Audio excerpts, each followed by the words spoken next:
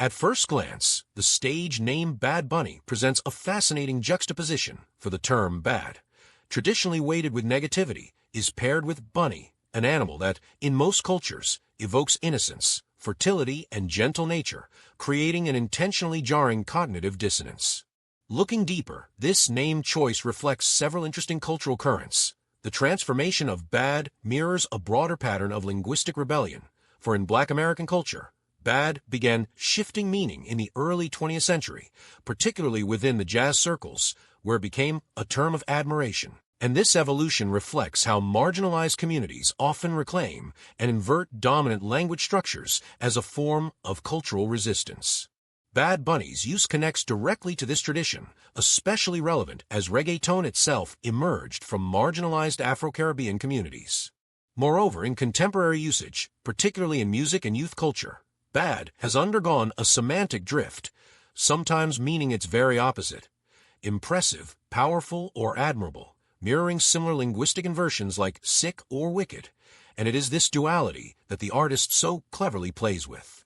The contradiction between bad and bunny not only makes the name instantly memorable, but also creates a brand that is simultaneously aggressive and approachable, threatening enough to be edgy, yet cute enough to be marketable.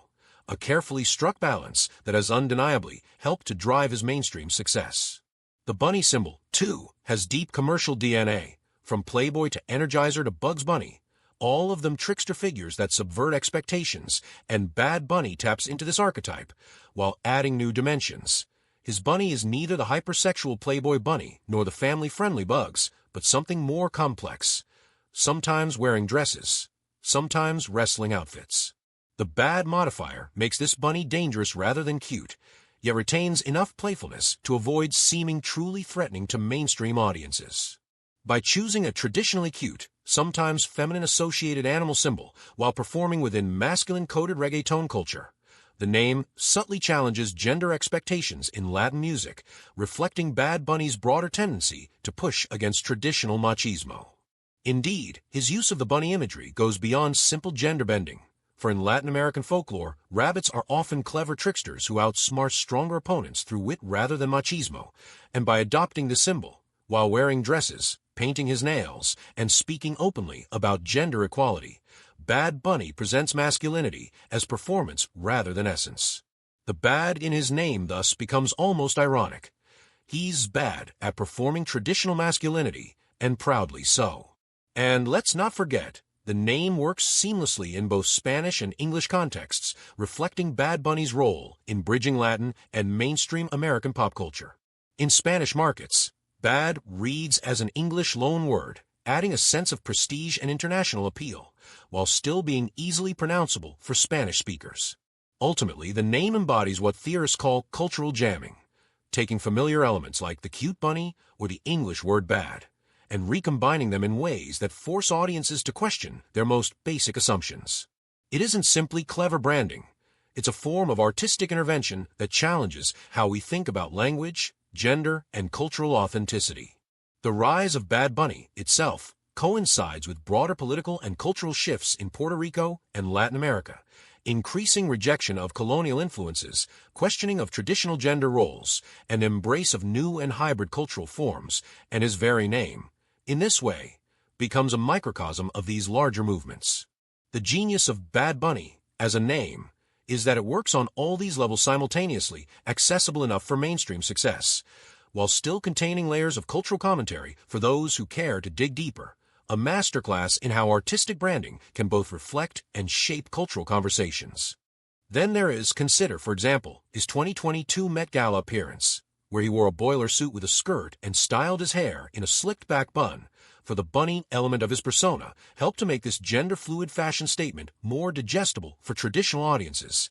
In this way, the bad boy of Latin music, wearing traditionally feminine elements, created a powerful cultural moment, and his outfit choice sparked widespread discussions about masculinity in Latin culture, with many traditional critics ironically focusing on how bad this was, inadvertently reinforcing the multiple meanings embedded within his name. Look, too, at his 2021 WWE performances, for here he brilliantly played with the duality of his name, and in wrestling, an arena of hypermasculinity, he appeared wearing his bunny logo, while performing overtly aggressive moves, and this juxtaposition reached its peak when he wore a full bunny head mask to the ring while still being taken seriously as a competitor. The bad aspect of his name gained a new meaning within this combat sports context, while the bunny element kept his performance playful and yet distinct. Then, there is his Yo Perreo Sola video, 2020, where he appeared in full drag, marking a crucial moment where the cute bunny imagery helped soften what was, for many traditional Latin music fans, a radical statement about gender and autonomy. The song's message about women's right to dance alone without harassment was only strengthened by his willingness to embody both masculine and feminine personas, the duality present in his name becoming literally embodied in his performance. Consider also his response to Hurricane Maria in 2017, for it was when he publicly criticized the government's response to the hurricane in Puerto Rico. The bad in his name took on a very powerful political significance, where he then transformed from bad as in cool to bad as in troublemaker for the establishment, all the while maintaining that approachable bunny persona that kept him relatable to the public. And his criticism carried extra weight because he had built a brand that could so readily contain these contradictions. Let's not leave out the cover of his 2022 Un Verano Sin Ti album, for that featured a cartoon bunny character on the beach, seemingly cute and playful, and yet the music tackled such serious themes as Puerto Rican independence, gentrification, and domestic violence. This perfectly encapsulates how he uses the disarming nature of his bunny imagery to deliver harder-hitting bad messages about various and important social issues. Even during his pandemic performances, during his live stream concert from New York in 2020, he performed atop a moving truck while a giant metallic bunny head shot flames, combining that aggressive bad aesthetic with his signature bunny imagery. And in that moment, we can see how he'd evolved the meaning of his name into a fully realized artistic philosophy, using seemingly contradictory elements to create something new and powerful.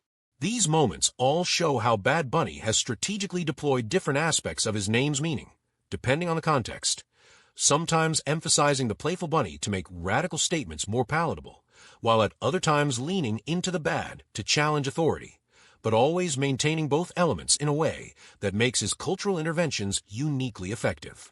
The cumulative effect has been to create what cultural theorists might call a third space in popular culture, neither traditionally masculine nor feminine, neither purely Latin nor American, neither fully serious nor purely entertaining, neither fully English nor Spanish, but something new.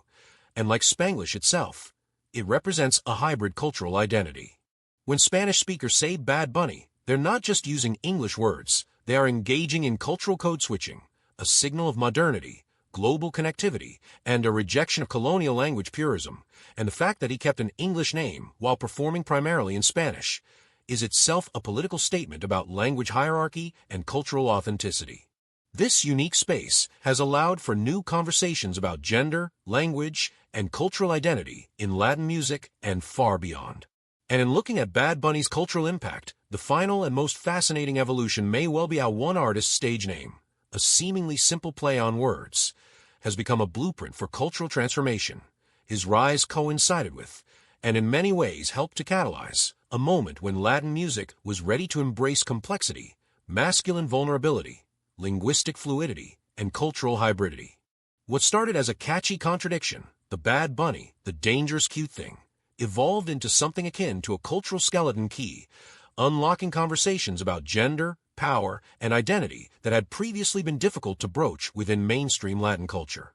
The Bad Bunny concept worked because it provided a framework for understanding how opposites could coexist so productively, how an artist could be both commercially successful and yet culturally radical, both a sex symbol and a gender critic, both deeply Puerto Rican and yet globally accessible.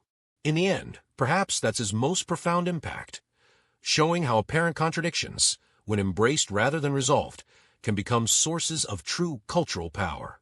For the name itself became a kind of thesis, that the space between all opposing forces, bad and cute, English and Spanish, masculine and feminine, is where the most interesting cultural work happens.